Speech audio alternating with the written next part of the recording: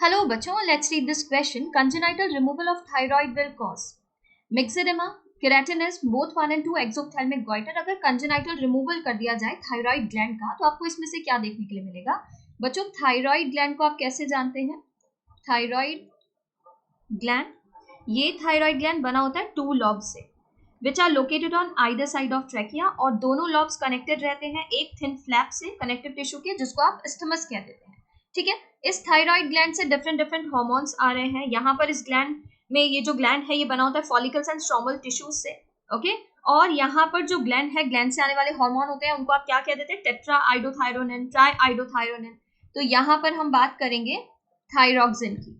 Okay, thyroxine T4, ये T4 किस लिए आया है? टेट्रा आइडोथायरोनिन के लिए. ओके, तो यहाँ पर अब ये जो थायरॉक्सिन और थायराइड ग्लैंड से आने वाले हार्मोन्स हैं, ये क्या करते हैं बच्चों? ये रेगुलेट करते हैं BMR को, बेसल मेटाबॉलिक रेट को.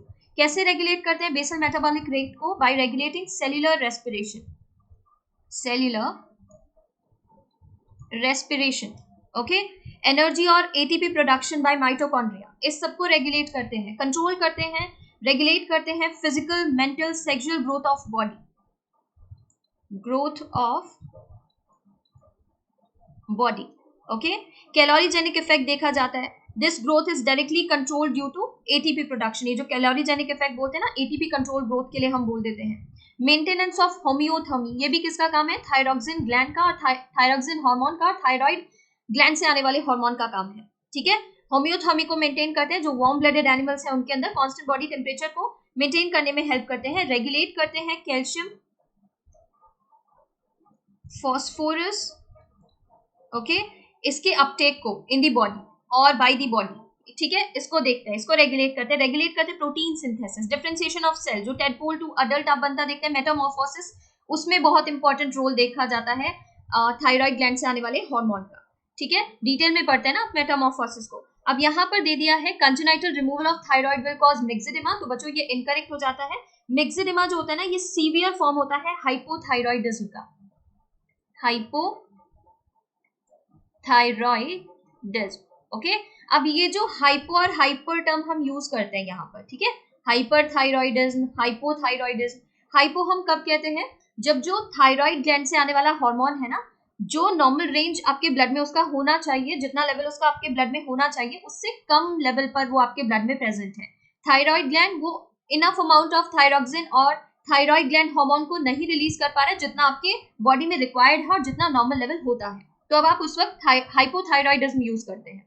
ठीक है, और जब हम बात करते हैं हाइपर की, तो उस वक्त जो थायरॉक्सिन हार्मोन है और थायराइड ग्लैंड से आने वाला हार्मोन है, वो जो नॉर्मल रेंज है उससे ज्यादा आ रहा है आपके ब्लड में, तब आप हाइपरथायरॉइडिज्म बोलते हैं. अब आप सोचिए, जब कंजेनाइटल रिमूवल कर रहे हैं, एक बेबी के अंदर थायराइड ग्लैंड को रिमूव कर रहे हैं, तो क्या थायराइड ग्लैंड से कोई हार्मोन आ पाएगा? नहीं आ पाएगा. तो उस वक्त आपको हाइपो कंडीशन मिलेगा या हाइपर मिलेगा? हाइपो मिलेगा ना. तो ये तो क्लियर है कि हमें अपने आंसर को लेकर जाना है हाइपोथायरॉइडिज्म के साथ, हाइपर नहीं. अब मिक्सेडिमा क्या होता है? Severe hypothyroidism characterised by swelling and thickening of your skin. ठीक है, तो यहाँ पर ये इनकरेक्ट हो जाता है. कंजेनाइटल रिमूवल में ऐसा नहीं देखेंगे आप. केराटिनिज्म की अगर हम बात करें, केराटिनिज्म क्या होता है?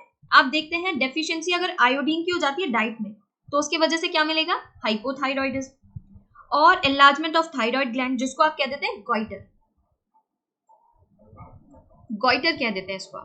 बट जब आप यही हाइपोथायरॉइडिज्म ड्यूरिंग प्रेगनेंसी देखेंगे, ओके, उस वक्त आप क्या देखेंगे? Defective development and maturation of the growing baby leading to stunted growth. Stunted growth के लिए टर्म यूज कर लिया जाता है cretinism. Mental retardation, low intelligence quotient, abnormal skin, deaf mutes, बहुत सारे सिम्टम आपको नजर आएंगे. ओके, तो इसमें जब कंजेनाइटल रिमूवल होता है, तो बेबी को तो भी ग्रो करना है. उसका बर्थ टाइम पर ही थायराइड रिमूव कर दिया गया, उसको ग्रो करना है. उसके अंदर फिजिकल, मेंटल, सेक्सुअल ग्रोथ जो होनी है, उसके लिए रिस्पॉन्सिबल है ये हार्मोन. बहुत इंपॉर्टेंट रोल प्ले कर रहा है सेक्सुअल, मेंटल और फिजिकल ग्रोथ कराने के लिए. बट यहाँ पर वो नहीं है, तो आप क्या देखेंगे? उसमें मेंटल रिटार्डेशन देखेंगे. ओके, तो क्रेटिनिज्म क्या हो जाएगा इसके लिए? करेक्ट. बोथ 1 and 2 नहीं होगा.